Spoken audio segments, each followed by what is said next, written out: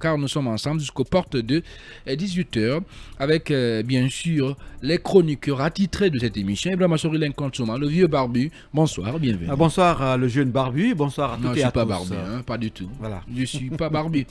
Et Mamadou Boyi Diallo, bonsoir. Bonsoir, apparemment tout le monde est barbu dans ce studio. Vous savez que normalement je devais effectuer le pèlerinage. Ouais, j'ai entendu parler de ça. À cause de 60 millions.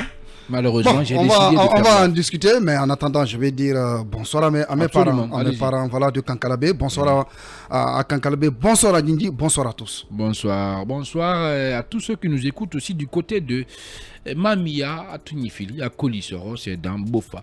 Alors, on a vu ce coût, bien entendu, ce montant jugé exorbitant par certains pèlerins qui a été fixé par les autorités. En tout cas, pour aller cette fois-ci à la Mecque, on parle de 60 millions de francs guinéens.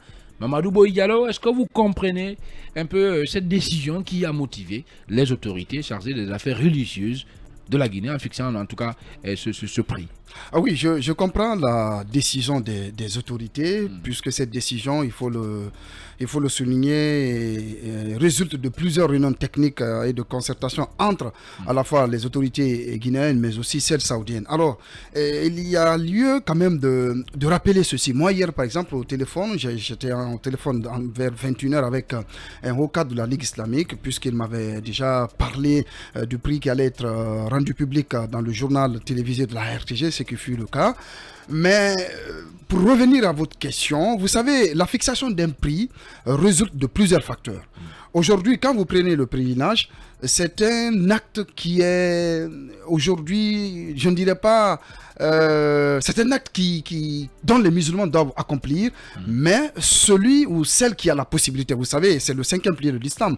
Après la profession de foi, la prière, la zakat, le jeûne du mois saint de Ramadan vient en dernier ressort, en dernière position, comme 5e pilier de l'islam, le pèlerinage à la Mecque. Mais c'est un acte qui n'est pas obligatoire, c'est lorsque vous avez les moyens. En revenant maintenant par rapport aux 60 millions. Ça, vous insistez. Oui, je le fait que ça soit quelque chose, c'est le principe. Un acte facultatif. Je parle de religion. 60 millions. Il a raison. Oui, on parle de religion. Maintenant, par rapport à la fixation de ce montant, vous savez, le boubou, par exemple, que vous portez comme ça, là, c'est un pasin. C'est très cher. C'est pas du faria. D'accord. C'est du faria. Non, je sais que c'est pas du faria. C'est du faria. C'est du faria. Oui, c'est du faria.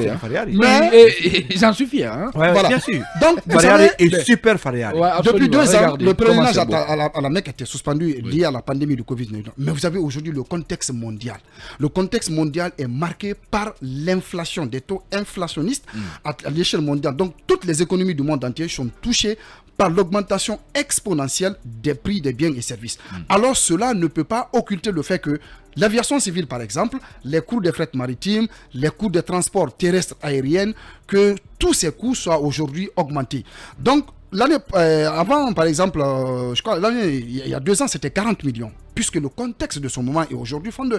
C'est totalement différent. Moi, je ne suis pas surpris de ce montant, puisque aujourd'hui même, en simulation, on comparait ce prix de la Guinée et le prix de du Sénégal, excusez-moi.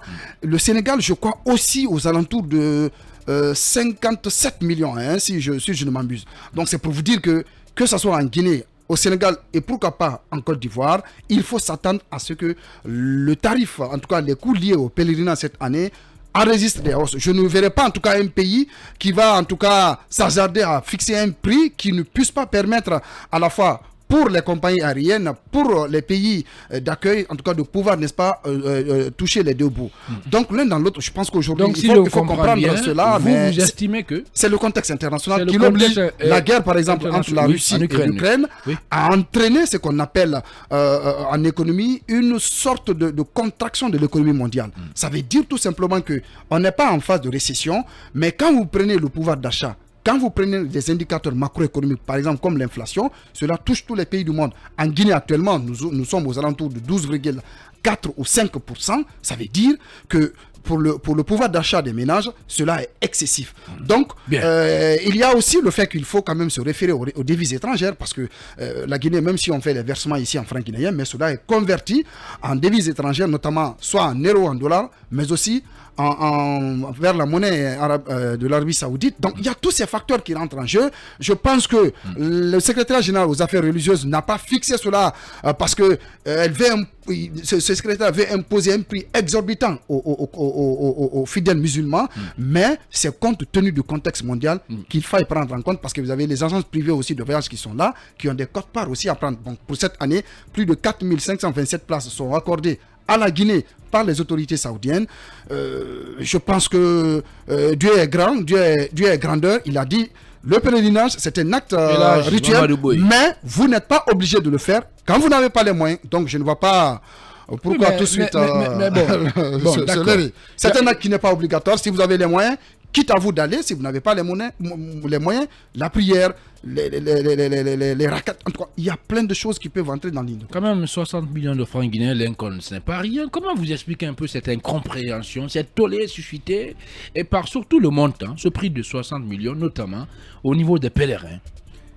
Boy, économiquement, a bien expliqué, nous traversons un contexte mondial qui aujourd'hui pourrait justifier ce qui est en train de se passer. Et mieux que cela, ce qu'il n'a pas abordé, c'est le fait que le nombre de pèlerins cette année est réduit au niveau de la Mecque. Vous savez, les années antérieures, on recevait un grand nombre et cette année, le nombre est limité. Donc par rapport au coût de la vie et tout ce qui s'ensuit, je crois que le plafonnage a été fait en fonction de cela. L'inflation, prenez aujourd'hui j'apprends qu'il y a beaucoup de problèmes dans le processus, quand même, dans l'organisation de ce pèlerinage. Il faut en parler parce que quand vous demandez aux gens de payer aussi 60 millions de francs guinéens, il faut s'assurer qu'il y ait quand même un certain nombre de conditions. Je vais en parler. Oui, allez-y. Aujourd'hui, par exemple, 100 il y a beaucoup qui souffrent aujourd'hui. On est tout interpellé par les gens. 800 et quelques mille francs guinéens. Oui. 100 euros, c'est 900 et quelques. Donc, imaginez que l'inflation est passée par là. Mais ce qu'il faut dénoncer, c'est que en Guinée, le seul pèlerinage qui a été bien organisé, ça s'est passé au temps de Koutou Bossano, à l'époque aux affaires religieuses. Oui, non, je sais de quoi je parle. Lincoln. Non, je sais de quoi je parle. Au temps de Alpha Condé, récemment aussi. Non, pas du tout. Je te dis, Khalil. Arrêtez ça quand même. Khalil, laissez-moi, les gens m'écoutent. D'accord, allez-y. Je suis vieux. Oui, plus vieux que toi. Oui, mais je sais de quoi je parle. Je vous dis que 2010, là. Non, pas 2010. C'est vrai, Koutoubou pendant la transition. Oui. Justement, je transition c'était en 2010. Oui, Koutoubou pendant la transition. Non, 2009, 2008-2009. Oui, c'est ça. Pendant la transition, a organisé J'étais à l'école Gabouria. le meilleur pèlerinage en Guinée. Mais à part cela, on devrait aujourd'hui auditer ce secteur. Il y a des pèlerins qui font leur pèlerinage pratiquement à Conakry. Ils quittent l'intérieur du pays, ils viennent ici, ils payent tous les montants colossaux, ils n'arrivent pas à voyager. Et leur argent n'est pas restitué. Bien. Aujourd'hui, on devrait demander où sont partis ces différents montants. Ces montants faramineux que ces pèlerins ont toujours payés et qui n'ont pas été restitués. On devrait faire un audit dans ce secteur. Les différents secrétaires généraux, en tout cas au niveau de la Ligue islamique et même des affaires religieuses qui se sont succédés, savent de quoi je suis en train de parler. Mais les gens ne peuvent pas payer tous ces montants, ils ne voyagent pas, on ne leur restitue pas leur argent. Et mieux que ces derniers temps, qu'est-ce qui se passe, Boy? Ces derniers temps, les gens... Il y a, bon, je ne sais pas si c'est important à dire. Rapidement, oui. Il y a un nouveau modus operandi.